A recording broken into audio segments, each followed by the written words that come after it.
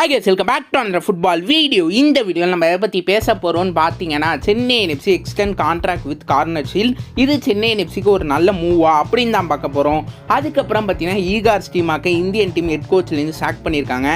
இது ஒரு நல்ல டிசிஷனாக நம்ம இந்தியன் டீம் ஃபுட்பாலுக்கு அப்படின்னு தான் பார்க்க போகிறோம். இன்னும் நீங்கள் நம்ம சேனல் சப்ஸ்கிரைப் பண்ணாமல் இருந்தீங்கன்னா மறக்காமல் பண்ணிக்கோங்க. சரி வாங்க டேரெக்டாக வீடியோக்குள்ளே போயிடலாம்.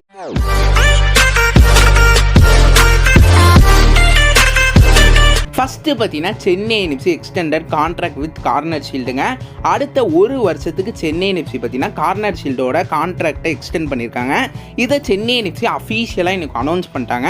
இது மாதிரி நாங்கள் கார்னர் ஷீல்டுக்கு இன்னும் ஒரு வருஷம் சென்னை என்எஃப்சியோட கான்ட்ராக்டை எக்ஸ்டெண்ட் பண்ணுறோம் அப்படின்னு நம்ம சென்னை என்எஃப்சி அஃபீஷியலாக அனௌன்ஸ் பண்ணிட்டாங்க. இது ஒரு நல்ல டிசிஷனாக அப்படின்னு பார்ப்போம். கார்னர் ஷீல்டு ஐஎஸ்எல் சீசன் 10ல் எப்படிப்பா பண்ணியிருக்காரு அப்படின்னு ஃபஸ்ட்டு பார்ப்போம்.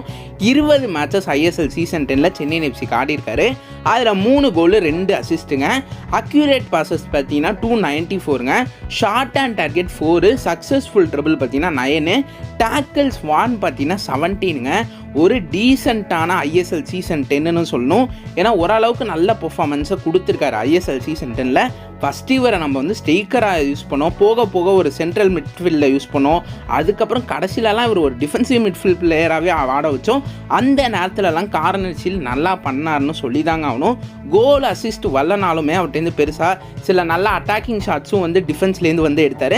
அதே போல் நம்ம டிஃபென்சிவ் ஆஃப்லேயுமே கார்னர் ஷீல்ட் நல்லா நம்ம டிஃபென்சிவ் யூனிட்டுக்கு ஹெல்ப் பண்ணார்னு சொல்லுங்கள். ஸோ இவரை பார்த்தீங்கன்னா நம்ம சென்னை எஃப்சி ஃபஸ்ட்டு ஸ்ட்ரைக்கராக ஆட வச்சுட்டு அடுத்தது ஒரு டிஃபென்சிவ் மிட்ஃபீல்டர்லேயும் இவர் ஆட வச்சாங்க. அங்கேயும் ஒரு நல்ல பெர்ஃபார்மன்ஸை கொடுத்துருந்தாரு. ஸோ அதனால எனக்கு தெரிஞ்ச வரைக்கும் கார்னர் ஷீல்டுக்கு கான்ட்ராக்ட் எக்ஸ்டென்ஷன் கொடுத்தது கரெக்டாக அப்படின்னு கேட்டிங்கன்னா நான் கரெக்டுன்னு தான் சொல்லுவேன். அது ஒரு வருஷம் தான் எக்ஸ்டெண்ட் பண்ணியிருக்காங்க. ஸோ ஐஎஸ்எல் சீசன் 11க்கு கார்னர் ஷீல்ட் பார்த்தீங்கன்னா நம்ம சென்னை எஃப்சியோட தான் இருக்க போகிறாரு. ஸோ அதனால சென்னை எஃப்சிக்கு இது ஒரு நல்ல டிசிஷனா அப்படின்னு கேட்டிங்கன்னா எனக்கு தெரிஞ்ச வரைக்கும் சென்னை எஃப்சிக்கு ஒரு நல்ல டிசிஷன் கார்னர் ஷீல்டை வந்து ஸ்டே பண்ண வச்சது. ஏன்னா அவரும் ஒரு பிளேயர் நல்லா பண்ணார். டிஃபென்சிவ் ஆஃப்லேயும் ஆகட்டும் அட்டாக்கிங் ஆஃப்லேயும் ஆகட்டும் ரெண்டுலேயுமே நல்லா பண்ணது கார்னர் ஷீல்டுன்னு சொல்லாங்க. அப்படிப்பட்ட பெர்ஃபார்மன்ஸை தான் அவர் கொடுத்துருக்காரு.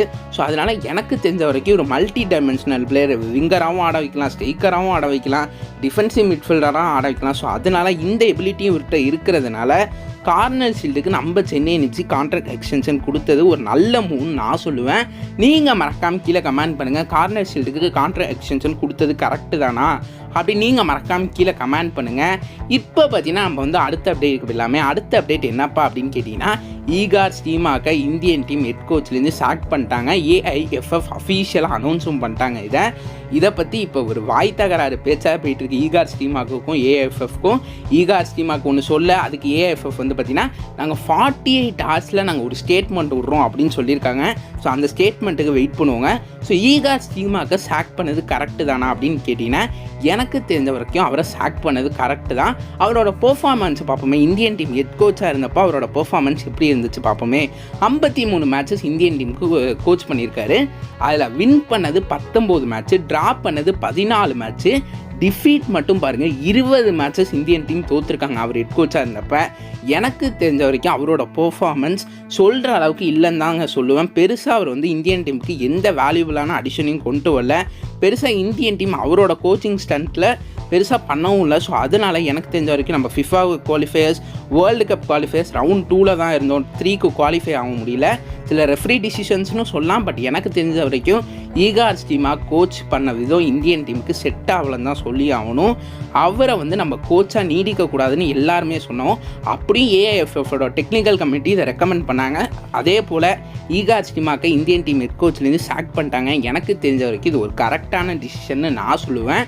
நீங்கள் மறக்காமல் கீழே கமெண்ட் பண்ணுங்கள். ஈகார் ஸ்டீமாக்க சாக் பண்ணது கரெக்டு தானா அப்படி நீங்கள் மறக்காமல் கீழே கமெண்ட் பண்ணுங்கள். அதே போல் சென்னை என்எஃப்சி கார்னர் ஷீல்டுக்கு கான்ட்ராக்ட் கொடுத்தது கரெக்டான முடிவா அப்படி நீங்கள் மறக்காமல் கீழே கமெண்ட் பண்ணுங்கள். உங்களுக்கு இந்த வீடியோ பிடிச்சா சப்ஸ்கிரைப் பண்ணிக்கோங்க, லைக் பண்ணிக்கோங்க, ஷேர் பண்ணிக்கோங்க. சரி வாங்க இதோட இந்த வீடியோவை முடிச்சுக்கலாம்.